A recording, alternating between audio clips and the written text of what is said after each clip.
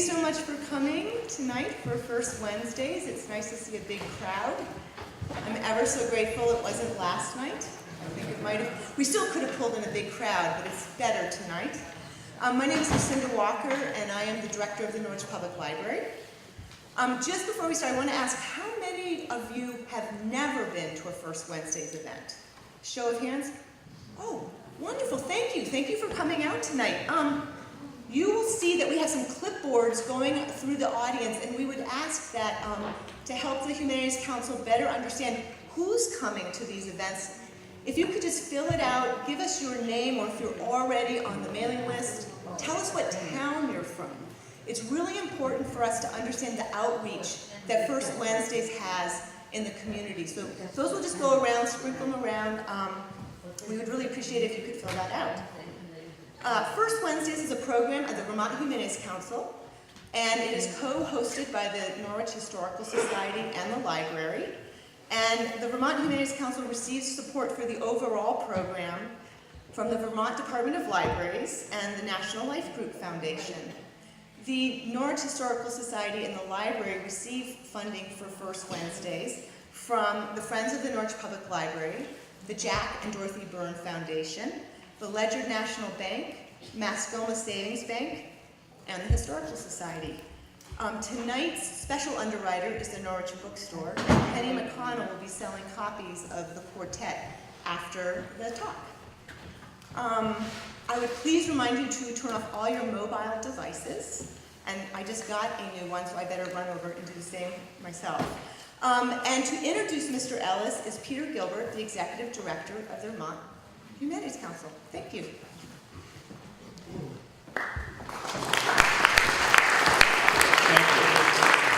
Well, thanks for coming out this evening. It's a pleasure to be here. I've been looking forward to this evening for a very long time.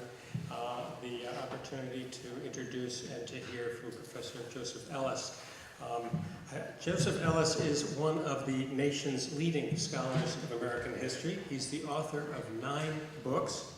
He was awarded the Pulitzer Prize for Founding Brothers, the Revolutionary Generation. He won the National Book Award for American Sphinx, a biography of Thomas Jefferson, and his in-depth chronicle of the life of our first president, His Excellency George Washington, was a New York Times bestseller.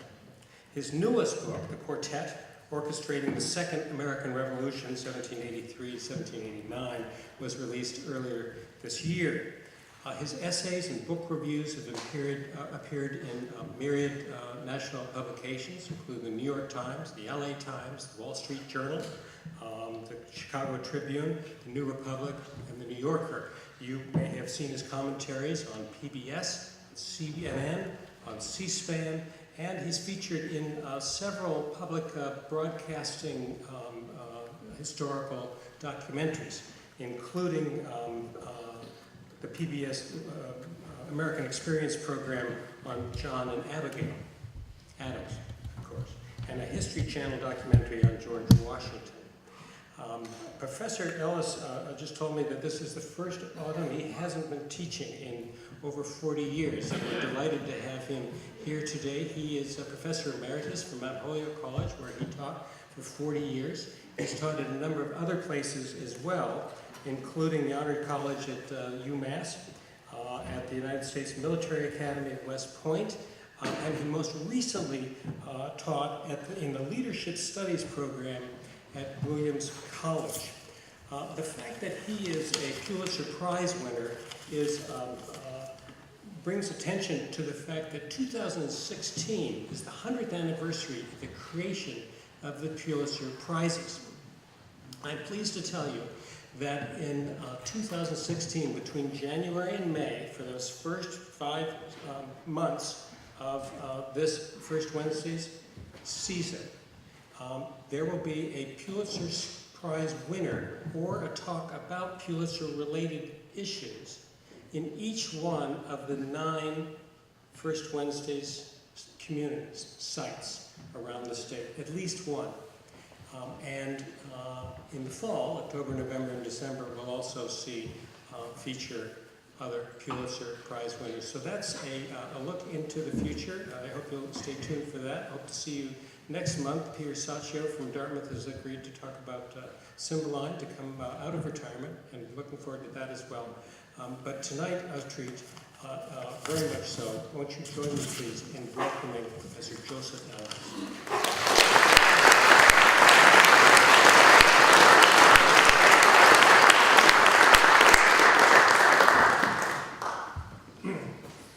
Thank you for that gracious introduction, David. Lucinda, thank you as well.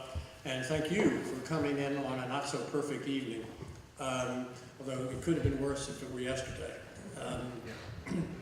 I brought my own entourage with me just in case nobody else showed up. And somewhere back there is my wife, Ellen, my middle son, Scott, and his wife, yes, Jenny. Stand up so that people can see it. Stand up!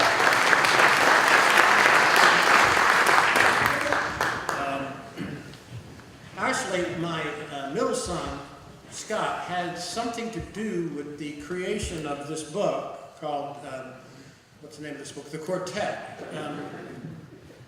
Scotty was teaching at a school in Putney, Vermont, Greenwood School, which is a school for middle school boys with serious dyslexic problems. And is that right, Scotty? And he was teaching science, but every year the graduating class in their senior year, whatever they call it, is required to get up and give a speech before the assembled throngs. Usually includes their parents that fly in from all over God's green earth to see them. Anyway, Scotty asked me to be the judge of the oratorical contest, along with a few other people. And now most of the 30-odd boys picked the speech that I think you would regard as the most famous speech in American history. What's the most famous speech in American history? Okay. If you wanted to pick a second choice, what would you pick? Farewell Address. Good guess, but it was never a speech. It was never delivered. Second inaugural is a great choice, but only a few really sophisticated people will understand why Lincoln's second inaugural is perhaps greater. I have a dream. Pardon me? I have a dream. That's the other one they picked. And if you're of a certain age, Kennedy's inaugural. Those are the three that get picked. All right. Because I had to listen to 25 kids deliver this thing, at some point in the 15th or 16th version, I realized that the first sentence in the most famous speech in American history is historically incorrect. Just wrong. See if we can do together the first sentence. All right? I'll start us off, and you join me. 70 years ago, our fathers brought forth on this continent a new nation. Stop. Then it says, conceived of liberty and dedicated to the proposition that all men are created equal, right? Yeah. Conceived a new nation. No, they didn't. 1776, they announced that they were splitting from Great Britain, but as a confederation, not a nation. A confederation of sovereign states represented in something called the Articles of Confederation. Indeed, the Resolution for Independence said it clearly. It said, written by Richard Henry Lee, voted on 2 July 1776, that these united colonies are and have every right to be independent states. Okay. And if you think about it, the whole set of arguments that the colonies had been hurling at Great Britain between 1765 and 1775 suggested that political sovereignty did not lie in Parliament, but in the colonial legislatures, which now become state legislatures. And if you think a little bit about it more, an average citizen born in that and raised at that time, was born, lived out his or her life, and died within a 27-mile radius. They didn't think nationally, they thought locally. In fact, the state was the biggest possible region that they could think of as a political community. Now, there's reasons why Lincoln has to lie in 1863. And he convinced himself he was telling the truth, so he wasn't lying. Because otherwise, the Confederacy had a legitimate argument. Not about slavery, but the argument that they had a right to secede. Because if Lincoln had said not 1776, but 1787, oh, then we're in different territory. But you get what I'm saying. And the important thing here is to say that in 1776, we're not a nation. We don't want to be a nation. We come together to win the war and then go our separate ways, which is what they did. And then this causes a real problem. Well, how do we get from 1776 to 1787? See, if Lincoln's right, it's easy. We come together to win the war, we wait a while, and then we come together again to become a nation. Makes a lot of sense, except that's not the way history worked. I would say that the deadest zone in American history is the 1780s. It's like this interregnum. Nobody knows what happened. But we know before something great happened, the revolution, the war, and something really great happened at the end, the Constitution and the nation, but we don't know what the connection between the two of them is. Now we have a magisterial new book to explain how this really happened. And the argument that I want to make, and it goes on, that is to say, in the 1780s, things get worse. All the energies are centrifugal rather than centripetal. Okay? We have a debt of $40 million at the beginning. By the end of this period, it's $77 million. You know, someone said the only two modern miracles are Einstein's theory of relativity and what's that thing that happens when you have money and it keeps earning? Compound interest. That's it. Each state has its own foreign policy. Massachusetts has negotiations about tariffs. New York is charging tariffs to all the other New England states. They like this arrangement, by the way. They're going to vote against ratification for this very reason. And we've got this whole empire that we won, and nobody knows how we're going to manage it. Because how can a confederation manage an empire? Georgia's got its own Indian policy, different from Pennsylvania's. By the way, Georgia claims that its western border is the Mississippi. Virginia originally claims, you know what its western border is? The Pacific. They call it the South Seas. All the original maps, by the way, are like the old New Yorker map. You know, like there's the East Coast, the West Coast, and like it's 200 miles in between. One of the heroes that I'm trying to recover is a guy called John Jay. The quartet, for your information, is George Washington, James Madison, Alexander Hamilton, and John Jay. The argument that I try to make is that American history is headed in a particular direction in the 1780s. It's not heading towards nationhood.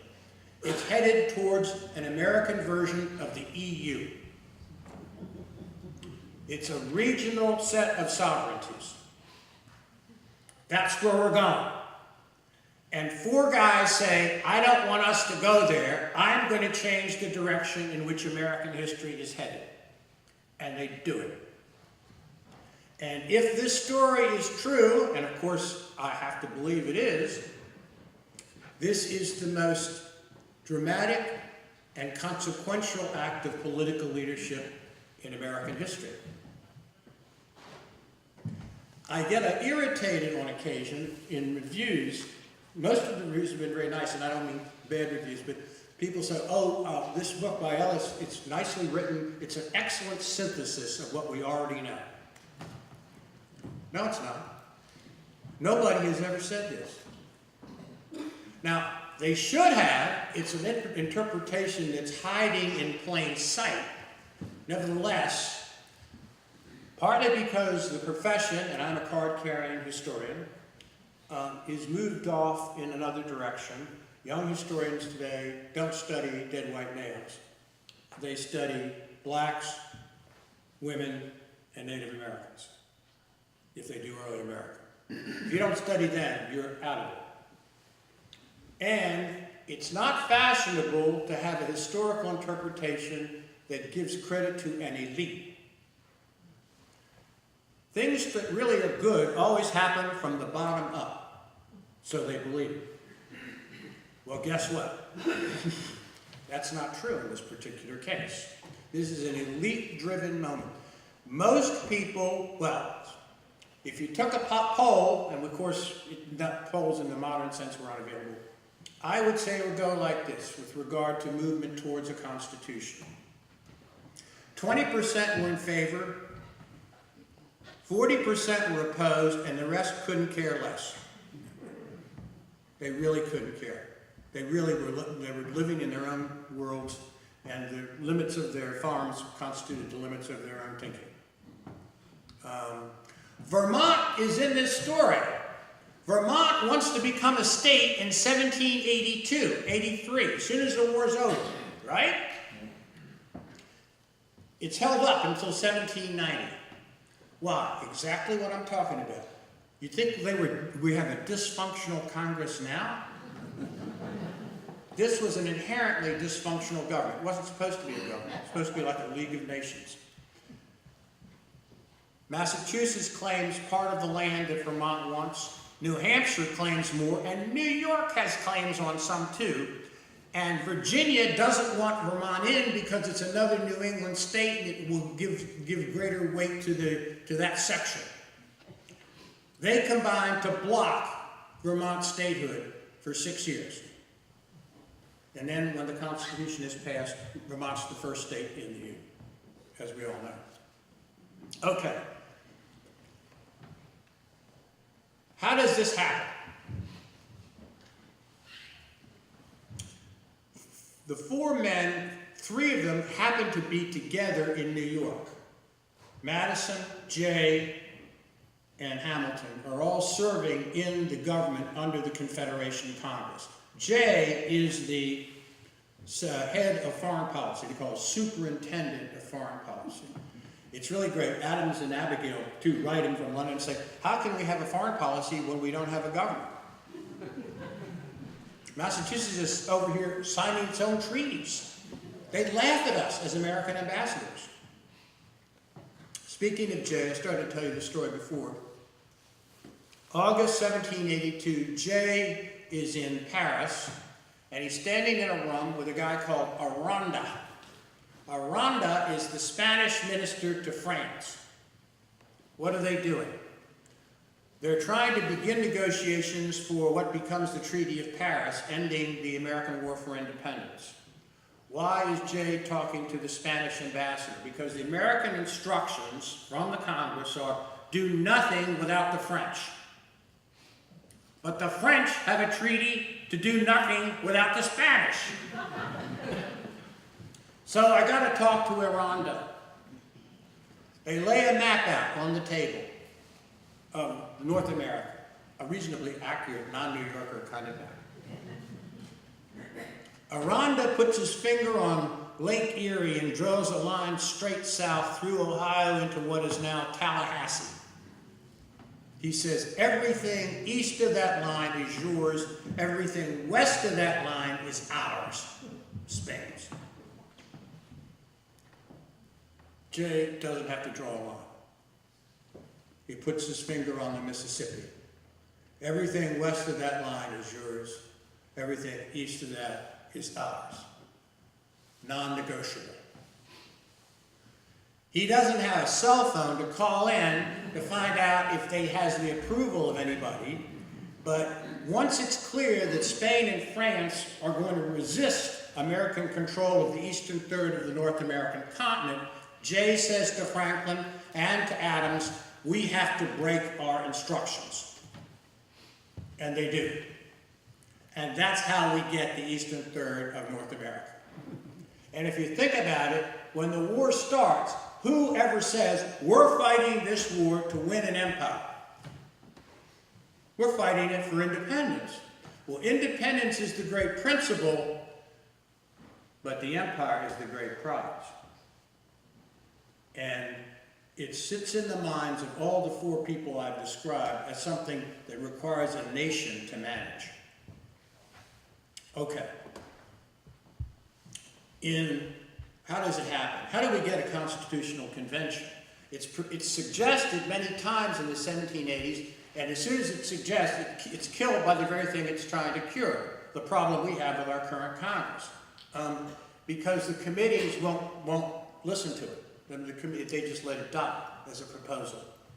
There is a meeting in Annapolis in 1786. It's supposed to talk about some sort of cooperation among the states for interstate commerce. Only 5 states show up. Not a quorum. It's a failure. But Alexander Hamilton and Madison are there, and they, mostly Hamilton, writes a piece saying, we who have met here agree that there's a need for a more comprehensive convention to look at all the problems that we have under this form of government called the Articles.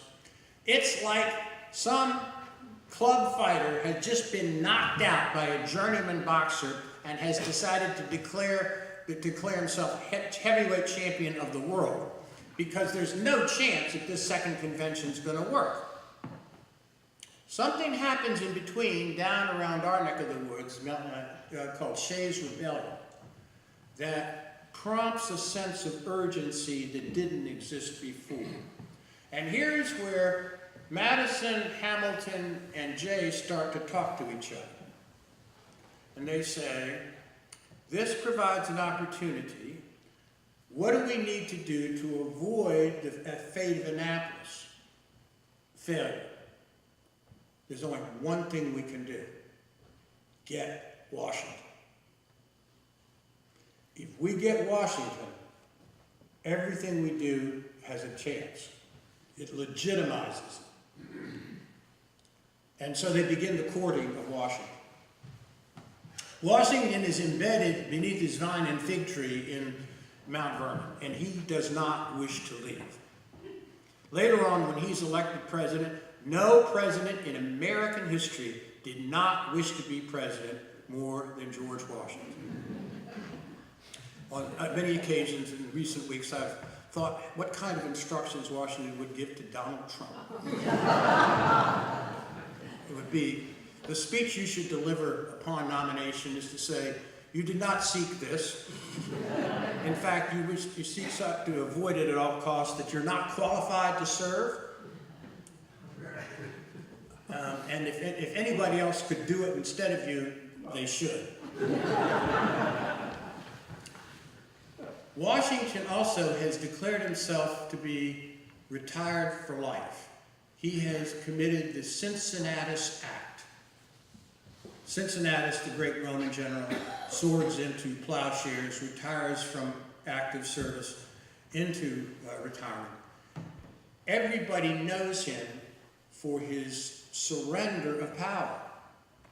He is an aficionado of exits. And one thing about Cincinnatus can't come back. And that's what he says, I can't do this. Nobody cares more about it than Washington, because Washington understands from firsthand experience what the problems are with this government. He has spent 7.5 years leading a Continental Army, seriously understaffed, underfed, underclothed. He said at the beginning of the war, if you give me what I need, I can win the war in 2 years. The total size of the American population is a little over 3 million. We have about 200,000 adult males of military age capable of service. You just give me half of that, 100,000. I'll win the war in less than 2 years. He never got more than 15,000. The states took care of the states' militia, not any larger purpose. The people in the Continental Army are the dregs of society, the people with no options.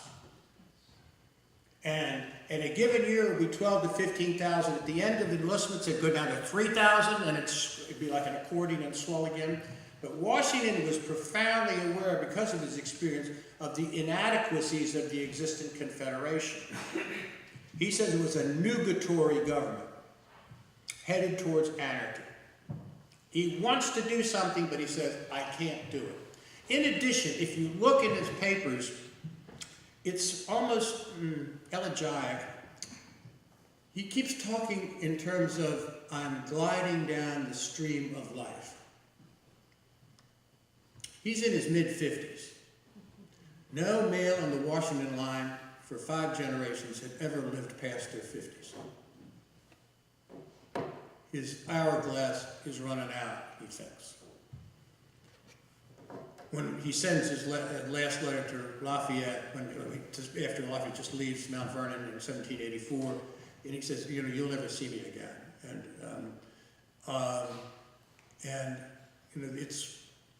it's hard, but I have had my day. That's what he thinks.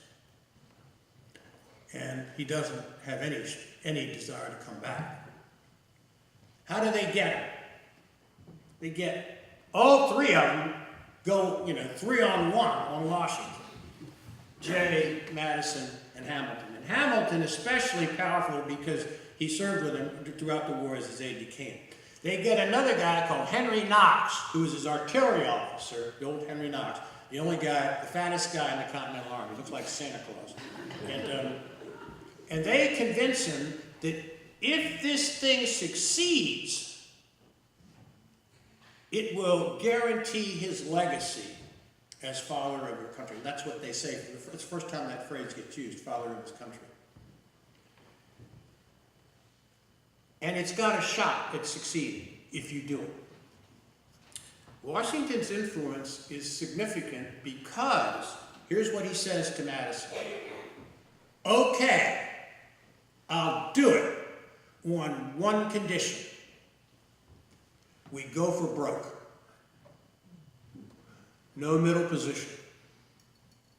We're not going to reform the Articles, we're going to replace them. Even though we don't have the authority to do that. And if we don't do that, it's not going to make much difference. Therefore, the only way I'll do it is a radical approach. And Madison says, okay.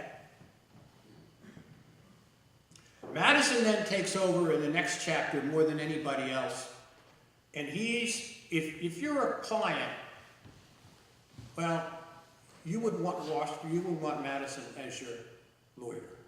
If God is in the details, Madison is there to greet him upon arrival. And Madison is not looking, as Charles Beard and the economic interpreter people, looking at his portfolio and saying, what's going to happen to my investments if we do this? He's reading David Hume, Adam Smith, Montesquieu, and trying to figure out how to make an argument that switches sovereignty from the state to the federal level that will win. And that's what he spends the entire spring of 1787 doing.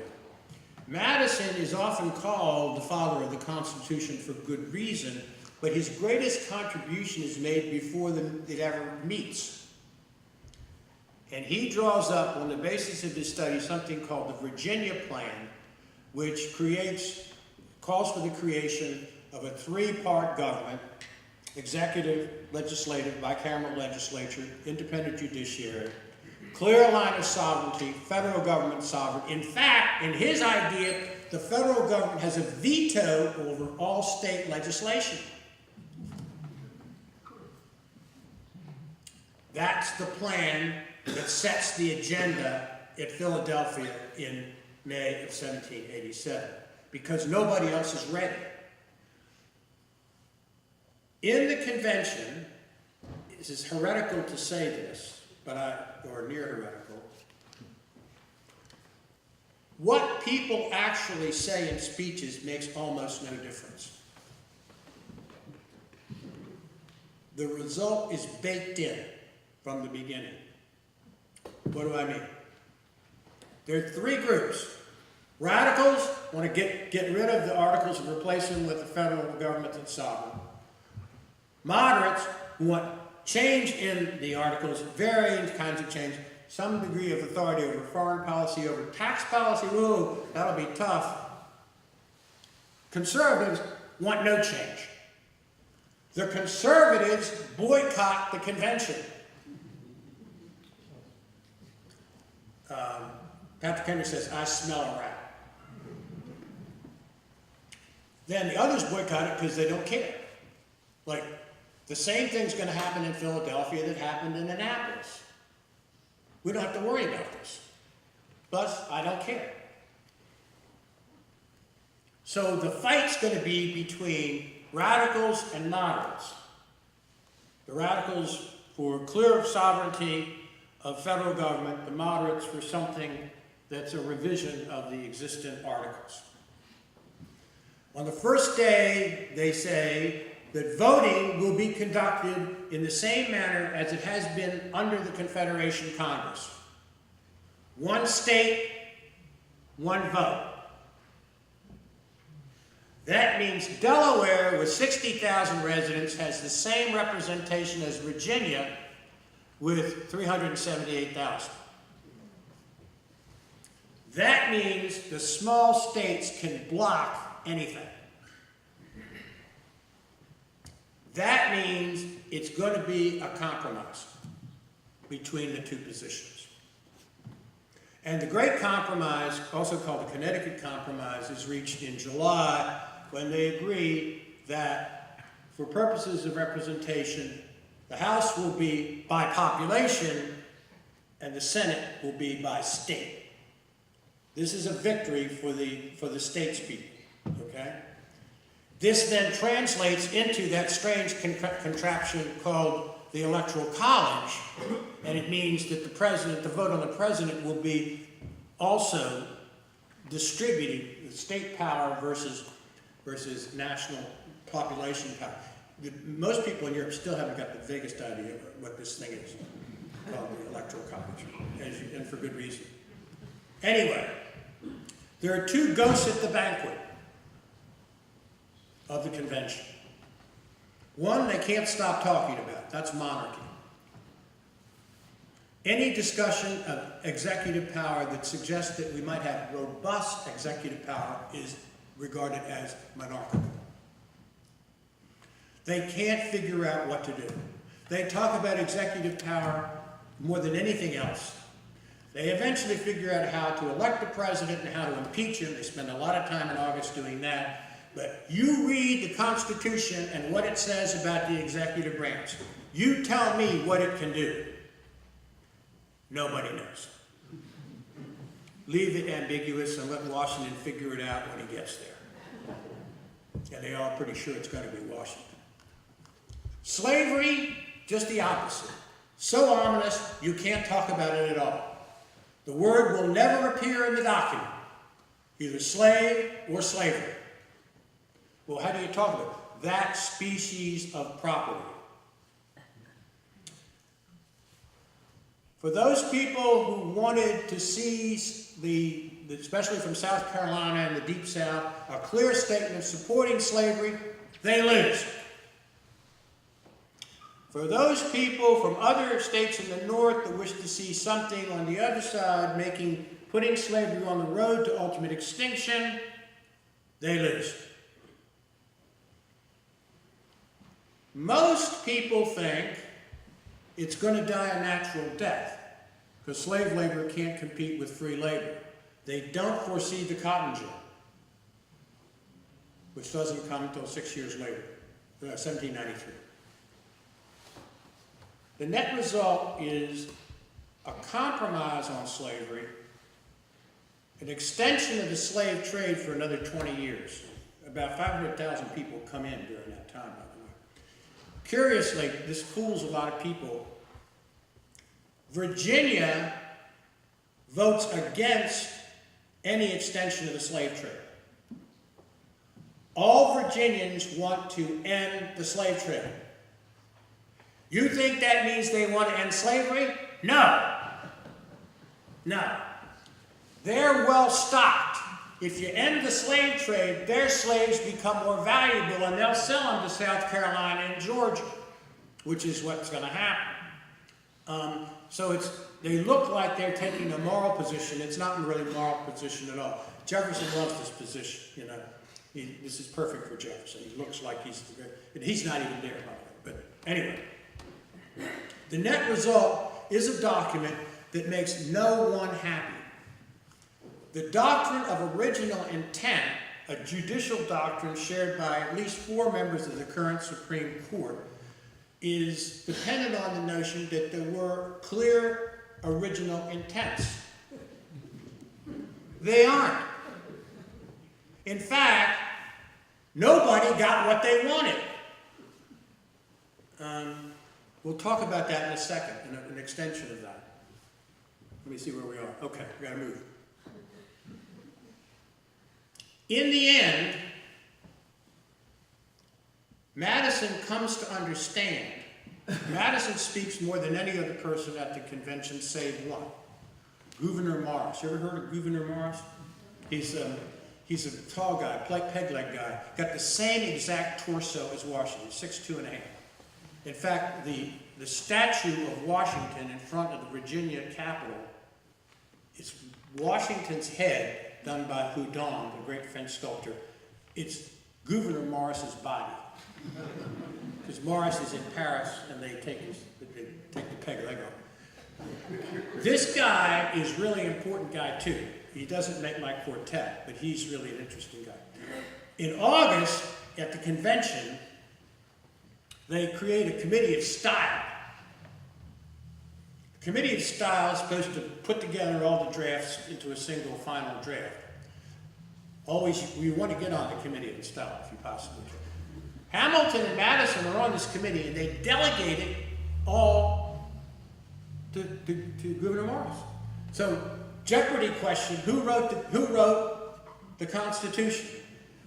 Gouverneur Morris did. Nobody will know that. The draft he has reads like this: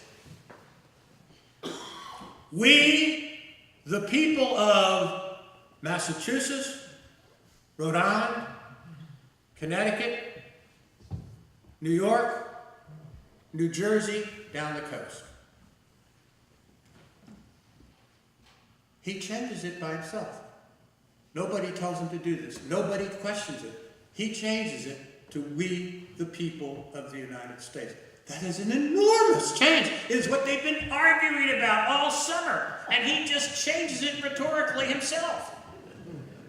It's a statement about the existence of a people called the American people before they really exist. The Constitution is a roof without walls. That is to say, there is no national, it's the creation of a national framework for a people before the people exist. No national ethos exists in the United States until at least after the War of 1812, and I would say it doesn't completely come into existence until after the Civil War. But they create the framework. And the framework, if Madison, and he comes to understand this, if Madison had gotten what he wanted, it would have never been ratified. So, let's look at the ratification process for a second. I'll move quickly here. There's a great book on this by Pauline Maier, and if you want to know what happened in all 12 states, Rhode Island boycotts. Rhode Island boycotts everything. Have you ever noticed how initially, until 10 or 20 years ago, like if you want to get from eastern Massachusetts to Rhode Island, it's hard as the dickens to get there, okay? They had roads designed not to get you there. And then you think, well, that makes sense, because remember, from Massachusetts' point of view, Rhode Island is where you send the witches, the Quakers, and the lunatics, okay? Send them all down there. Well, in the Revolution, Rhode Island is the eccentric state. It vetoes everything. And it refuses to cooperate it doesn't send anybody to Philadelphia for the convention and boycotts the ratification process. With regard to the ratification process, I've noticed that I mentioned one thing is already illegal about the Constitution. They didn't have a mandate to get rid of it, they had a mandate to amend it. They violated that. According to the Articles, in order to amend the Articles, you need an unanimous vote by the states. Well, that's dead in the water with Rhode Island out there. So they say, the people in Philadelphia, supported by the Congress back in New York, 9 states will suffice for ratification. Illegal. Totally illegal. But the name of the game in ratification is get to 9. Once we get to 9, arguments make no difference. Everybody's got to come in. So let's stack it so the easy states come first, like Delaware, we all know how they're going to vote. And the tough states, like Virginia, New York, come late. And that's what they do. Also, they write something called the Federalist Papers, written by Hamilton, who writes 51, Madison, who writes 29, and Jay, who writes 5. Jay gets hurt, he has an injury and a sickness, and knocks him out. If you read all of the papers from the various states, God help us, I have done that. The pattern you see is that there is no pattern, which is like in the Sherlock Holmes, the dog that did not bark. It's the most important piece of evidence we have. We cannot have a national conversation. People cannot think beyond their local, regional, state borders. They can't do it. The only publication that thinks nationally is the Federalist Papers. There's no such thing as the any Federalist Papers. Anyway, if you want to know what happened in every state, in every county, in every region, read Pauline Maier's book on ratification. My view is there are these patterns. The larger one is that there is no pattern that you should understand, and that the sequence makes a big difference. Get to 9 is Madison's strategy. And final piece of very important decision making by my quartet guys. 1,638 people are going to meet in 12 different states. This looks like a pretty good, robust democratic thing, right? But you got to vote aye or nay. There's no middle position. Most people say, I like some things in this thing called the Constitution, but I want to modify it, amend it. You don't have that option. Well, who decided that? Madison. He just told them, the state, he said, if you vote with amendments, it will be regarded as a nay, and you're out. And so I said, I'm surprised nobody called him. You know, like especially in New York, Governor Clinton is really powerful. New York was 5-1 stacked against ratification. Okay, there was no way it could pass in New York, and they just were holding what Hamilton and Jay were doing in New York ratifying convention is delay until Virginia votes and becomes the 9th state. And then they're fooled. New Hampshire votes first, votes earlier. Nobody thinks it's going to change its mind and votes and becomes the 9th state. And then Virginia becomes the 10th state and New York is left. What Hamilton does, the most important thing he does is have what we would call Pony Express riders in Richmond, Virginia, carrying them to Poughkeepsie, New York, to let them know right away. Anyway, the ratification process ends successfully in 1789, and 6 of the states, while not having conditional amendments, we accept on the condition, you can't do that, they make recommended amendments. We ratify, okay, that's good, right there, but here are things we recommend you do once the government comes into action or into reality, becomes reality. That's how we get the Bill of Rights. The Bill of Rights is a solo act by Madison. Nobody else does anything until he finishes this and then sends it to the Senate and then the House. He works on this in the spring of 1788. Why? It is not so we can have our own version of Magna Carta. He doesn't think we need a Bill of Rights. The states already have Bills of Rights. We decided not to do a Bill of Rights in Philadelphia because once you state what the rights are, well, who knows which ones you left out. But I'm persuaded, he says, that we should do this. Why? For a lot of philosophical reasons? No, totally political reasons. There are all these people that voted reluctantly to support this. We want to demonstrate to them that we're listening to their recommendations, at least to some. There are also people, he's really afraid, is in favor of a second convention, hoping to promote a second convention that will undo the first. This will undermine them. Madison sits down in the spring of 1788, and he has in front of him 128 pieces of paper. These are the 128 amendments recommended by 6 of the states that ratified. He is going to make the Bill of Rights out of these amendments, okay? The most frequent amendment recommended is some effort by the part of the states to claim that it don't have to pay taxes.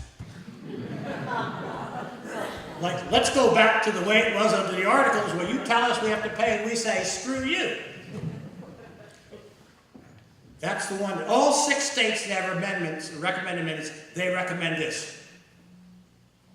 Put that in the dead letter file. That's never going to make it. 4 of the states have recommendations opposing the creation of a standing army. Madison says we should listen to this, okay? And that's how we get the Second Amendment, okay? Now, there are people out here who are not going to like what I'm going to tell them here, but this is biblical truth coming at you. The Second Amendment reads, a well-regulated militia being necessary for the security of a free state, the right of the people to keep and bear arms shall not be infringed. The decision, majority opinion by Mr. Justice Scalia in 2008 in D.C. versus Heller argued that the original intent of the framers in that document is to recognize the right to bear arms as a natural right. It is absolutely clear that is not what Madison intended. It is absolutely clear the intention of the framers is to make the right to bear arms a derivative right deriving from service in the militia. There's no question about it. If you're in favor of the right to bear arms, and I know even Bernie Sanders has to vote for this in Vermont, you can find perhaps another rationale for your convictions, but it is not present in the Second Amendment of the Constitution of the United States, as originally intended.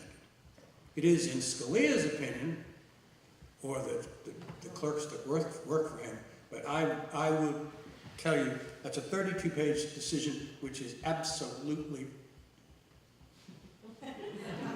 preposterous.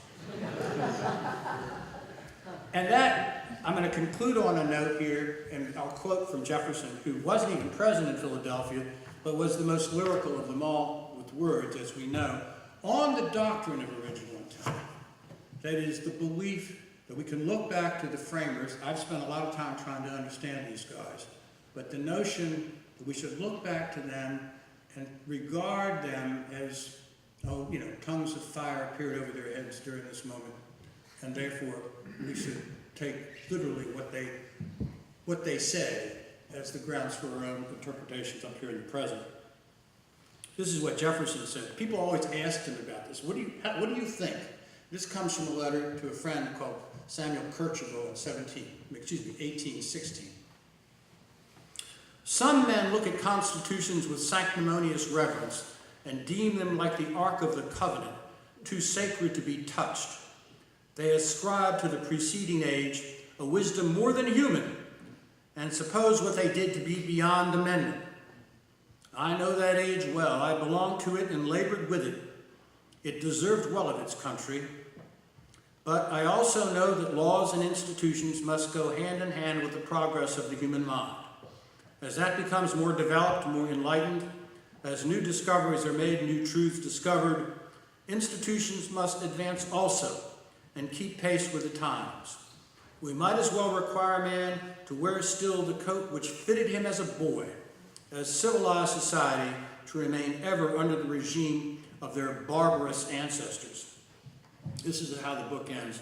Jefferson spoke for all of the most prominent members of the revolutionary generation in urging posterity not to regard their political prescriptions as sacred script. It is richly ironic, but one of the few original intentions they all shared was opposition to any judicial doctrine of original intent. To be sure, they all wished to be remembered, but none wished to be embalmed. Thank you very much.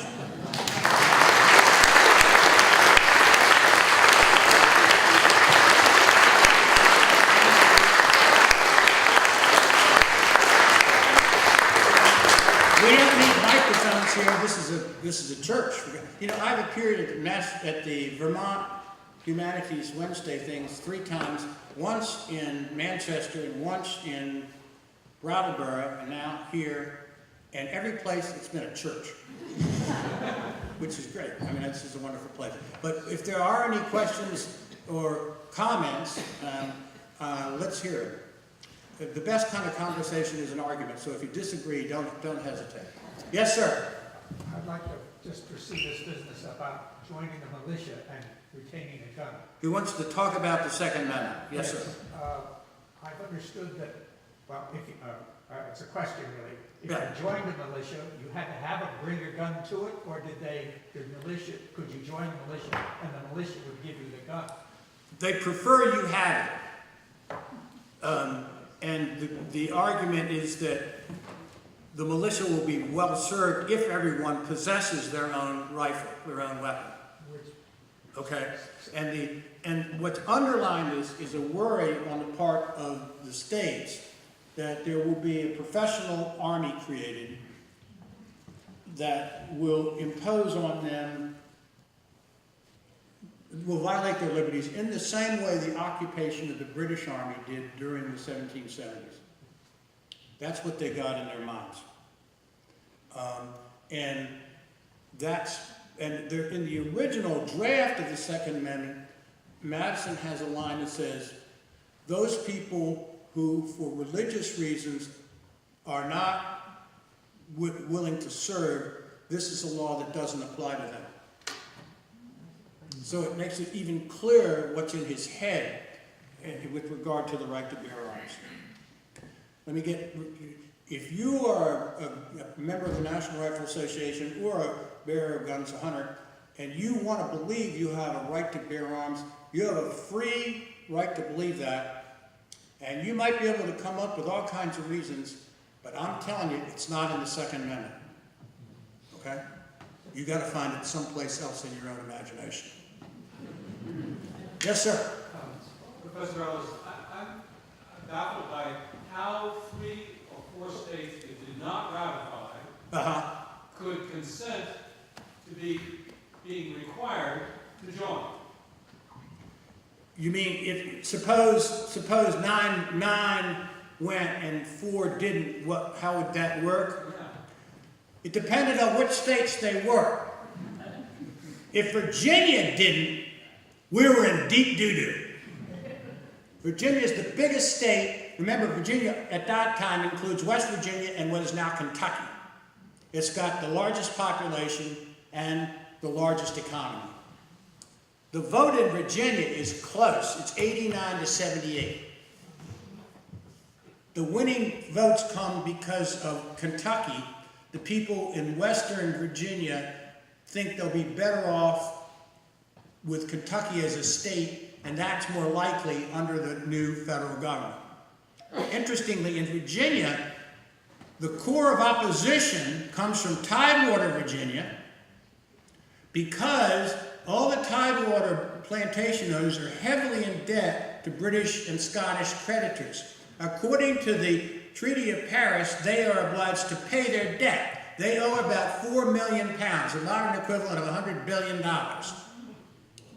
And they say, we're going to finesse it. If the federal government's created, they got to pay.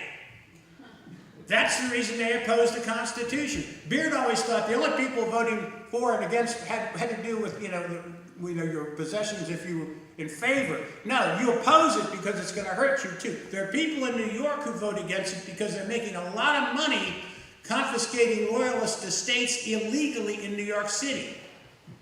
And they don't want to stop. But the point you're making, nobody knows because it didn't happen. But what would have happened if you got 9 states and then what would have happened, I think, they would have created a government and there would have been enormous pressure put on the next 4 states by Washington. George Washington would visit them. By the way, that's what he did to Rhode Island. He visits Rhode Island. And in fact, he goes to a synagogue in Rhode Island and makes a speech. It's a famous speech among Jewish Americans as, the recognition of Jews as equal members of American society under the separation of church and state. By the way, I think Jefferson actually wrote it, but Washington delivered it. But what I find even more amazing is how the states that were opposed accepted the notion that they couldn't make conditional amendments. If you really believe you've got a right to do that, just do it. Everybody was afraid to be left out.